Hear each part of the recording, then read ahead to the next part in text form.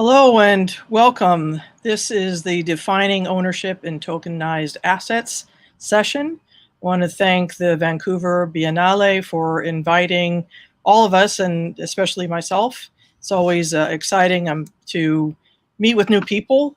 I'm glad to have this particular group because everyone has something unique to offer this space, and in particular this discussion. So I'm looking forward to this. I've asked everyone to introduce themselves briefly and say two things about themselves. First is why they enjoy what they do, and the other is their favorite movie. So I'm going to ask Carolyn first. Say a little bit about yourself, why you like what you do, and your favorite movie. Sure. Hi, I'm so excited to be here. I'm Carolyn. I'm the co-founder of Mintbase. We are like the Shopify for NFTs. So we allow people to create and sell NFTs as tickets, music, art, membership. Basically, people figure out themselves what NFTs shall be. I'm super excited about building Mintbase because it allows people to actually own a digital asset, trade the digital asset, and it empowers people to create their own business models. And my favorite movie, it's actually a series. It's called Startup. I highly recommend it for anyone to watch. It's about this blockchain startup and all the hurdles they're facing with like regulatory affairs and legal things and fighting against injustice and removing middlemen. And it's very exciting. So not Silicon Valley. No, it's Okay. like a similar one, but different. Yeah. All right, or Yeah. Mr. Robot. Okay, Michael Sanders. Say, introduce yourself. Hey, thanks, Cynthia. So our company's Horizon Blockchain Games, and we're building a new dimension where internet economies are fun, accessible, and for the benefit of all participants. And we're making a video game called Skyweaver where you can play for free and win these tradable items. And we're also building blockchain infrastructure called Sequence that enables these types of experiences and provides a seamless user and developer experience for Ethereum. And I love what we do. I'm really inspired about allowing players and users to own the economies they participate in and contribute to. And my favorite movies, I have three of them: Avatar, Inception, and Interstellar. All right, awesome. Devin, say why you love what you do, your favorite movies. Hey everyone, thanks Cynthia. My name is Devin Finzer. I'm one of the co-founders of OpenSea. We're a marketplace for non-fungible tokens.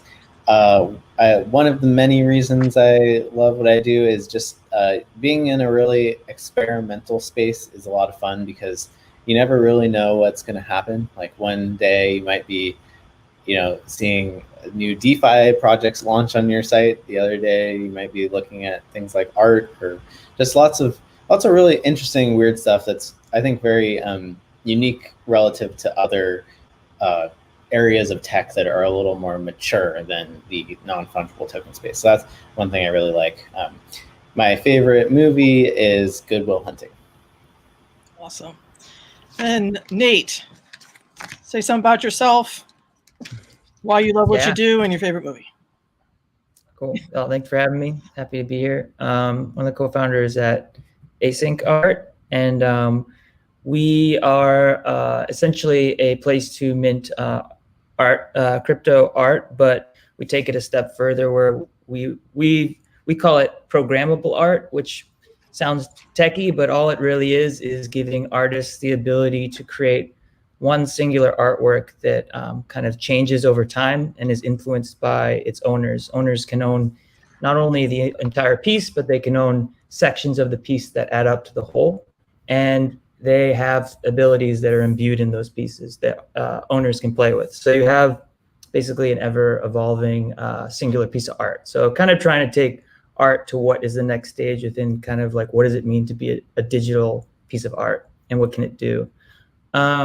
So yeah, I mean, for me, I agree with Devin. Like, I just like being in a space where we're really still trying to figure out like what the standards are. I find that like the most fun place to be. For me, I feel comfortable there. And also like a year or two back, I've spent all my free time learning about this space, and now I get to actually work in this space and help kind of define those standards. So to me, that's just super fun. And then movies, I probably should hang out with Michael because I feel like we have the same likes. But I really love Inception. I like Eternal Sunshine, Spotless Mind, and Matrix was kind of like my all-time for a while. So. Yeah, those are evergreen movies. So Carolyn, I'll start with you in understanding what it is that MintBase does. I understand that you are in business and development and marketing for the organization. Was described as a financial services company, and I also found out that you, at an artist, let's say, can mint and sell on your website. And a couple of things I wanted to just, be complimentary about with regard to what I investigate. I'll say just a few things about myself. So I'm an attorney by profession. I teach engineers in engineering school at GW. And I've been working in the space in some way, shape, or form since the end of 2016. And my clients tend to be developers, small businesses, and artists. So I'm a volunteer attorney for an arts organization here in DC. And my first clients were actually a musician and a software developer who was working on a children's software. So there are lots of things that I am interested in particular about this space, but for what I want to talk about here is dealing with the idea of ownership. And while being an attorney, I have my own way of thinking about what ownership is. I'm hoping to get some feeling from you all about what you consider to be elements of ownership, so that we're all talking on the same page.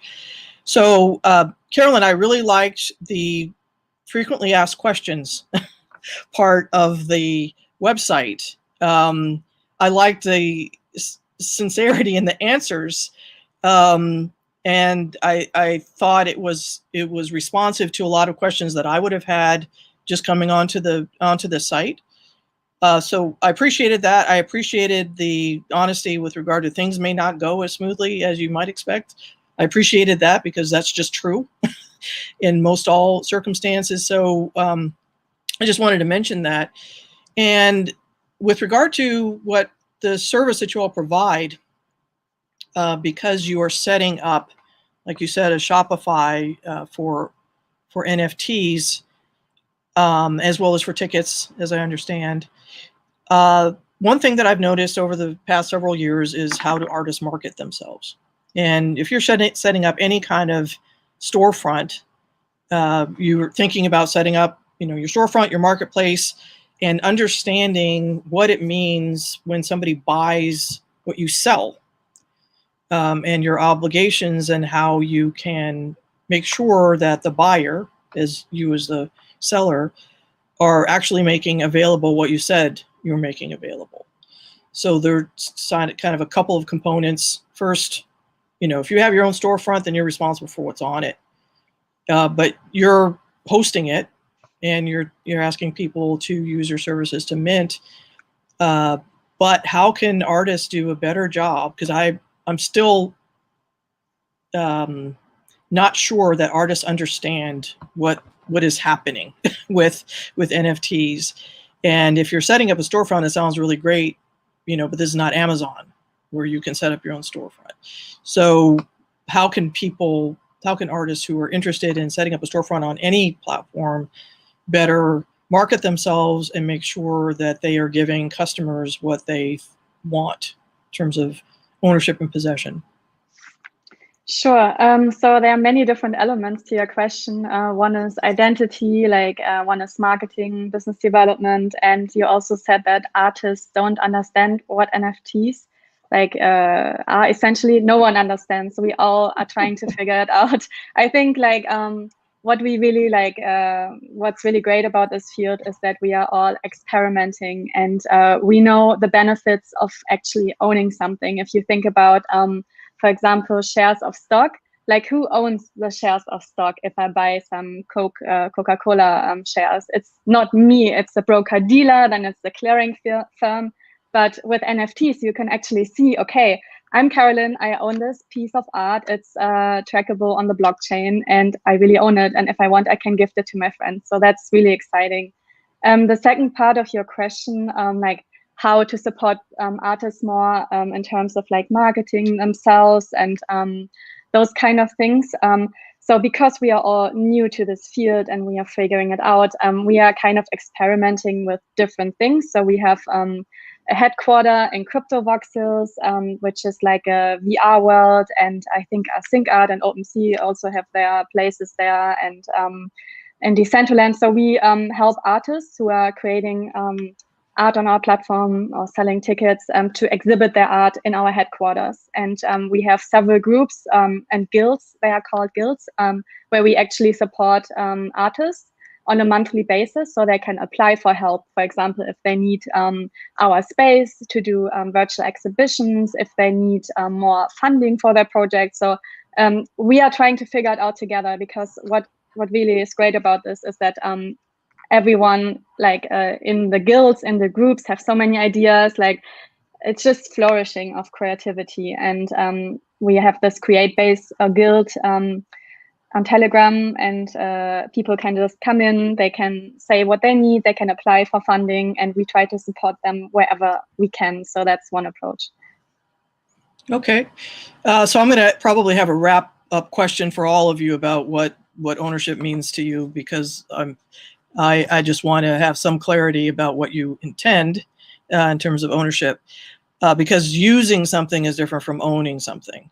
And those are different things. You either have a license to do something, you have permission to do something, or you can do whatever you want with something. And those are different things. So Michael, I understand that you're a chief storyteller, which is cool. I like that, you know, the co-founder nature of what you're doing. I like the investor advisor aspect of the work that you do. There were a couple things that I thought were kind of cool. This cross-platform, free to play, give, own, take, you know, gift your cards. It reminded me, because when I first started getting interested in this was Spells of Genesis and the Counterparty platform. Have you been on Counterparty back in the day? No, I've heard of Spells of Genesis, but yeah, I haven't experienced it myself. Yeah, it just has a reminiscent feel, because that was part of what they were doing is trading cards, and that was one of my first, you know, introductions to it is looking at that, and I actually liked the art, and I liked the idea of trading cards because it just is childhood memories. I also had met briefly Philippe in San Francisco a couple years ago, and he was on a gaming panel, and this was before, at least in my opinion, this was very early on in figuring out how NFTs were going to be used in games, because the discussion was about, well, how do we, you know, have cross-platform games, and how do we make sure that there's consistency within the tokens and all that sort of thing. So that was cool. So for gaming platforms, my question is, depending on the token, you know, whether or not you have ERC 721 out in other worlds besides art, is the ERC 20. Should artists design their works around being on a gaming platform or strictly art? Because that was one of the things I found different, because I think if you're designing your art to be on a gaming platform is a little bit different than trading just an art card. And the attributes that you can design into it as part of your token functionality will be a little bit different. But I was just wondering if because the functionality goes into, you know, if you are taking on different attributes in different games, the ownership kind of changes because there are new attributes that could increase the value of the token potentially. But as artists think about, well, should I get into gaming? Should I, and thinking, with your experience and then with this platform itself, what should artists think about? And on the flip side of that, if you're a collector, what should you think about as a collector? Because you might have a completely different approach if you just are used to collecting static or maybe moving art pieces versus a gaming piece. Mm-hmm. Yeah, really interesting consideration, Cynthia. And for us, in Skyweaver, the game, as you mentioned, it's a trading card game, which we think is really cool because most online card games do not allow trading. And with respect to the artists, we pay artists to create original artwork for our cards. In Skyweaver, the launch set includes 500 unique cards, whether they're spells or units or enchantments. And we own the rights to then use that artwork and sell it on the cards. And then the cards, of course, have different mechanics. For anyone watching, in a nutshell, you could compare it to something like Hearthstone or Magic the Gathering or Pokemon in terms of different cards with different attributes. And so, yeah, we pay for all of the art to be created. And then players can win these cards through free-to-play gameplay. By ranking highly on the competitive leaderboards, they'll be rewarded with what are called silver cards, so tradable blockchain cards. And then there are other game modes that you can enter into called Conquest, where if you lose your first match, you're out. But if you win a match, you win another silver card. And if you win 2 matches, you win 2 silver cards. And if you win 3 matches, you win a silver and a rare trophy gold card. So what's interesting about this is that all of the cards are in fact generated by players through gameplay.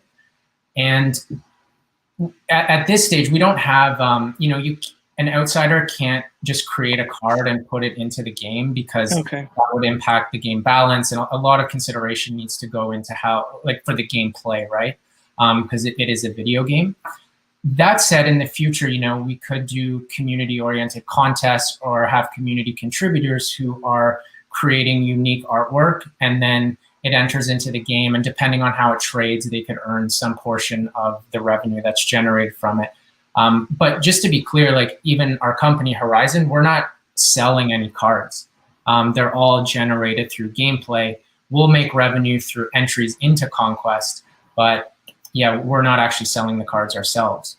And and we have a peer-to-peer marketplace in the game, also a wallet that we've built super user-friendly so that players can trade and buy and sell with one another right in the user interface. And of course, they could take their item and go somewhere like OpenSea and trade there, which it really helps with discovery. And it helps both parties, OpenSea and Skyweaver, in this decentralized ecosystem. So it's in-game. If you want to play the game, you have to stay there, essentially, on your... Yeah, the game is browser-based, so you can play it anywhere for free. But to use the cards in the game, yeah, you'll be playing inside of the game at skyweaver.net, but you also own those cards as artworks. So like you could think of your card as like a mini poster, or it's like owning a physical card similar to Magic the Gathering, and then you could go trade that with your friends, whether it's online or you just meet up in person and exchange it through your wallet. Okay, so it's similar to how CryptoKitties worked. They hired an artist to create the original design, and so the artists gave you guys the copyright, essentially. Exactly. And then the licensing, you basically are giving people permission to use the cards in a defined way. Okay, I just wanted to clarify that, because that's how CryptoKitties set their system up. It's everything that is licensed. The design themselves are licensed, and people are allowed to use it because of the license agreement. All right, great. So that makes sense. It's there are definitely some similarities, and I do look forward. am really looking forward to any sort of cross-platform gaming, because that was one thing that was interesting about Counterparty's ability to do that. I think ERC tokens 721s, I think, are set up to do something like that. So maybe that's something to do in the future, because you want to be able to share some of the metadata, and that might be helpful. Mm-hmm. All right, thanks. Devin, so you're next. You're the person I'm more familiar with just because you've been around longer, but I haven't ever met you. So so thanks very much for participating in this today. All right, so the OpenSea, ERC 721 standard. You have a peer-to-peer marketplace for blockchain-based assets. And so I had a couple of questions, but I'm going to, one of them I think people would be interested in is because you have some gaming tokens also. There's some element of that for OpenSea, right? So it doesn't, you're an agnostic platform. It does, in some ways, you'll work with just about any token that is offered to be sold. Is that true? Am I stating that correctly? Yep, that's correct. Yeah. Okay.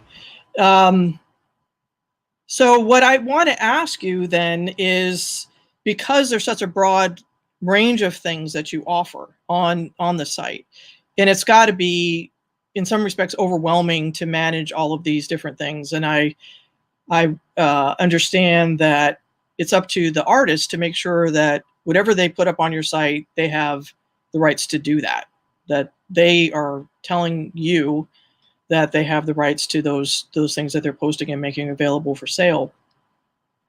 And what I want to ask about that is, on the flip side of that, from artists and a collector's perspective, whether or not, what should collectors and artists do that might make your life easier? Because you have these terms and conditions that I've seen, and because this is pretty consistent across all of these things, because I've also seen the Twitter arguments about, well, this is, made available, and why is my art here and there? Is there something that you would like artists and collectors to know? And to what extent do you think that OpenSea should be responsible for what other people are putting on your site? Because it is different from a internet service provider. This is not Facebook. It's very different from that. So you don't have that carve out. But what do you think people should know who are collectors and artists when they're, not just your site, but any site who does a similar thing? But since you've been out there for longer and you have an agnostic flavor, what things do you think would be helpful? Totally. Yeah. It's a great question. So I would say, I guess, to take a little bit of a step back, just to sort of explain OpenSea's role in relation to the assets that live on the blockchain. I think one way to think about it is you have all of these assets out there, and then you have a layer above that, the websites that let users interface with these assets. So you can go and create a website like OpenSea that could only maybe display game items or only display art from one particular smart contract. OpenSea, on the other hand, has taken a very broad approach. So we display almost all assets, and we do some curation, but it's primarily just to filter out assets that are clearly fraudulent or clearly illegal or clearly bad, right? Or clearly things that users wouldn't want to see. So we do some basic curation. In terms of what's very helpful from both artists and collectors, on the collector side, we have some tools that make it easier to surface content that is fraudulent. So we have a button that allows you to flag an asset and say, for whatever reason, this is trying to market itself as the original Josie piece, but really what it is it's just a new smart contract that someone made and uploaded that same image and pretended to be the original. So we have some tools that, we're very reliant on our community now to go, and when they see stuff like that, report it to us, and it's relatively easy to do now.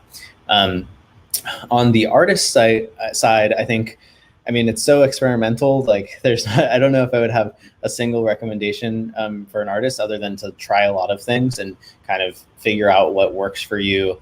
And I think there is this challenge that we're all dealing with as a space around how to standardize more of this. So to your sort of early comment, Cynthia, one thing you mentioned was, well, isn't it kind of a hassle to have to support all of these different contracts across the entire blockchain.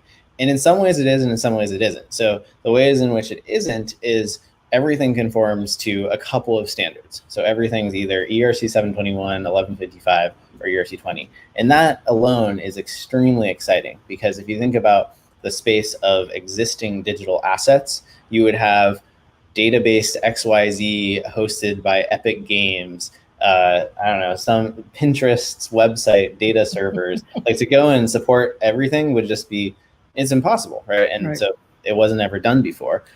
So on one hand, you have the standardization, but then on the other hand, there's still a lot of areas where there isn't standardization, and it's just very nascent. So things like composable NFTs, there's emerging standards, but they're not really super well adopted yet. Things like royalties, there's emerging standards again, but it takes a while for all the different websites, including ourselves, to like catch up to these things. You know, like metadata is still like kind of standardized, but there's still a lot of work that needs to be done. So maybe my recommendation for builders in the space is like, you know, help contribute to those standards, and you know, conform as much as possible to the open standards, so that you can be available across a variety of platforms, and everything at least works a little bit better together. So great. Thanks very much. Sure. Good answer. All right, Nate. Now it's very interesting. I was not familiar very much with async art, but I was familiar with Robert Alice's Block 21.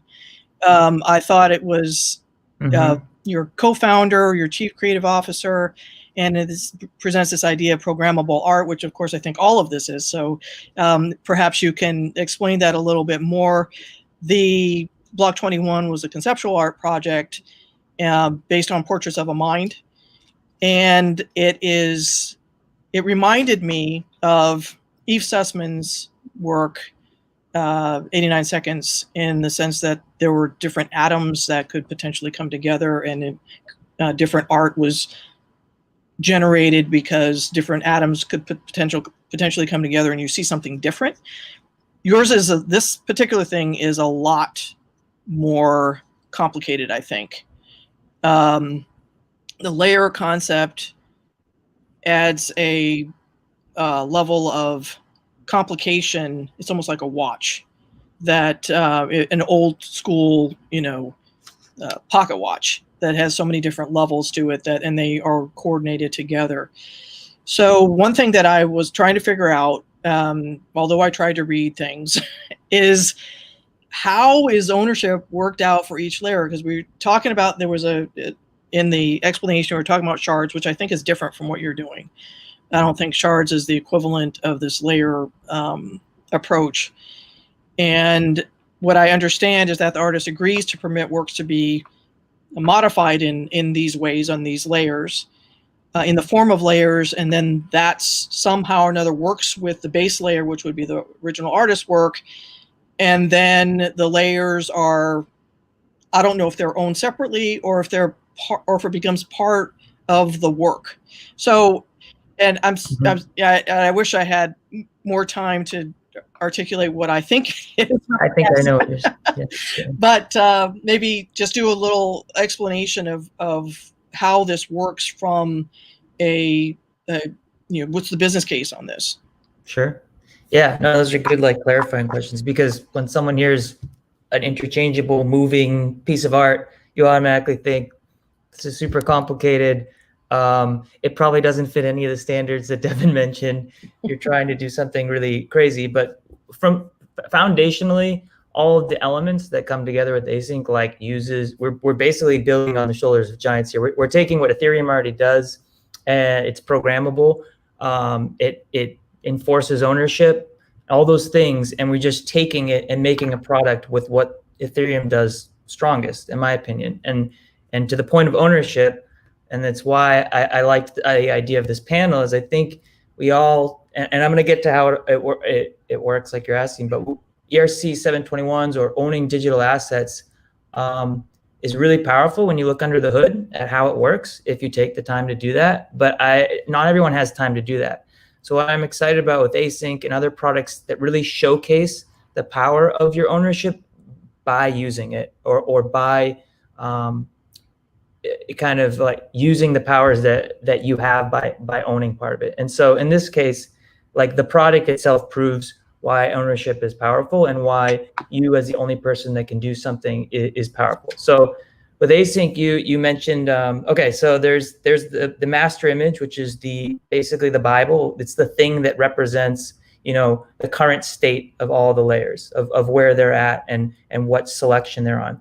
If you want to think about async artwork, it's like a sandbox that the artist designs for all the owners to play within. So when they mint the piece, the parameters of which it can change is all kind of set in stone. It's locked. So if I buy a layer of a piece, I can't just put my name on it. In its simplest form, you think of an artist and they're going to make a forest and a sky behind it. They can, instead of just minting that full image, they can mint a few different types of skies that they designed and a few different forests in the foreground. And the potential to switch to any of those forests or skies are imbued with inside that artwork. And if I bought the sky layer, I am the only one that can decide which version of that sky is showing at any time. And we use Ethereum's strongest point, which is to prove ownership, to decide if I want to change. So if I say I want to change the sky to an orange sky the artist provided, Ethereum checks that I'm the owner. And then if it is, it automatically reflects that new sky on the master image, which is the overall artwork. So we are using what Ethereum does in a smart way under the hood to basically allow an artist to create one single piece of artwork with potentially different looks all kind of wrapped up into it with some parameters. And we do it in a way that's not, as from an artist standpoint, all they're doing is it's like providing us a Photoshop file with different layers and saying, I want to turn this one on and turn this one off. Like, these are the things that people can play with and let people play with it. So there's no, there's no coding on their end. Or they can say, I want it to switch from this to this when it's nighttime or daytime. And now all of a sudden you have a piece of artwork like the one behind you that could be hanging on the wall. And if it's nighttime, it's showing one state. And if it's daytime, it's showing a different state. And yet it's all still one single piece of art. And I think it's pretty revolutionary for an artist to think in that way. So it's just a new medium for artists to think within. So potentially the person who creates a layer, it's not even derived from the original artist's work. It's just intended to work with that artist's work. So when a piece of art is minted, they mint the master artwork and all the layers that go with it all in one go, all at once. No layers can be appended later. The master holds the instructions for every layer to look at and what order they go in. And so when I mint a piece of art, I have to mint all of that together, the layers and all, and people can come and buy it. But no one can just mint a layer and throw it on an artwork. An artwork has all its layers. It's like we're kind of like opening up a piece of art and then letting you purchase layers of it. But yeah, it's all defined by the artist when they mint it. Yeah, it's interesting because from, there in law with regard to property ownership, there's joint ownership and then there's common ownership. And there are different rules related to those things. If you want to keep the piece of land, having everybody have an interest in the land is very different than people being able to sell their own percentage of that land. So I was trying to think of, well, how does this work from that perspective? Do we co-own the thing? In which case, if nobody can sell outside of this parameter, and can't do anything, can't get debt on it, because that's the other thing. You don't want to get a loan on something that suddenly you are owning, you're dealing with debt or a loan, versus somebody having a divisible interest that if they want to get debt on their divisible interest, who cares about them, right? I don't want debt on my stuff, right? You have full control of your, there are some pieces where people basically made it like you buy pieces of land on this image. And if you own that piece, you solely own it. Even the artist can't take it back. Of course, we know that's how these work. But yeah, you can sell it or resell it or change it, and it is yours. But they all are connected in one overall piece, and yet each piece is its own and owned by. I like to think of it as like we say, like a visual DAO almost too. It's like the main master image represents the choosings of all the community within that piece, and they all can have their own say and can sell and buy their pieces. Yeah, all of these things that yours seems to be would require the more sophisticated person to get what it is that you're doing. All of these things require some sophistication on the part of the artist as well as the collector, and that's one thing that you all can hopefully come up with a method of educating people about how this works in a way that's kind of not risky, that people can learn about this in a not because as an attorney I'm primarily risk averse. I don't like anybody to be caught in something that they didn't understand, right? But I think these are all they are stretching the legal understandings of things. They are certainly extending some of the legal understandings of things and having agreements that give people particular rights. And it sounds like what you're talking about with ownership is not ownership in the sense that if you're not owning the artist's work, that you can't do whatever you want with artist's work. You're meaning ownership in the sense that you own a license to do certain things with the artist's work. So I think that and if I'm not correct, please correct me if I'm misstating that, because it seems what I'm hearing is ownership. You own the token in the sense that you don't own the underlying code. You don't own anything with regard to that. You don't own the smart contract, but there's the token and there's the art, and the art still maintains whatever the copyright is. You own a license to do certain things, including some functionality, including making derivative works, including making modifications, and that depends on what the agreement is with the artist, or as well as the company, that and to the extent that there's been a commission. The commission is determining how the rights are done. Okay, so I'm out of time. This is really, really great. Those of you who have slides, please make them available to the group, because I'm sure people will be very excited to learn more about what you all do. This was great. I learned a lot, and that's why I like doing these things. so I appreciate your time. Thanks very much. Yeah. Oh, thank you so much. Thanks so much. Have a good one. Bye. bye-bye. Thank you.